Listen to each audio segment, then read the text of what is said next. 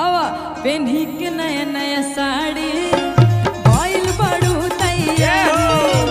पेन्ही के नया नया साड़ी भइल बड़ू तैयारी पेन्ही के नया नया साड़ी भइल बड़ू तैयारी पेन्ही के नया नया साड़ी भइल बड़ू तैयारी रंजीत जी एगो बात कहल चाहता नहीं यहाँ से कहाँ जोड़लू हा दिलवा के तार। अरे हमरो सुनाइए सकी कहनी ना कि जब हमारे सैया जी हमारे के सजे स्वरूप में देखे लग एकदम अच्छा ना जाला लेकिन हम करे के भावे ना देनी ऐसे कि जब हम सजे नहीं तो बड़ी खूबसूरत लागे ऐसे तो भले हम चुड़ैल लागे चाहे जौन भी आई गोराई जी कहे के बरूबी जी कि जब करीला सिंगार तोर से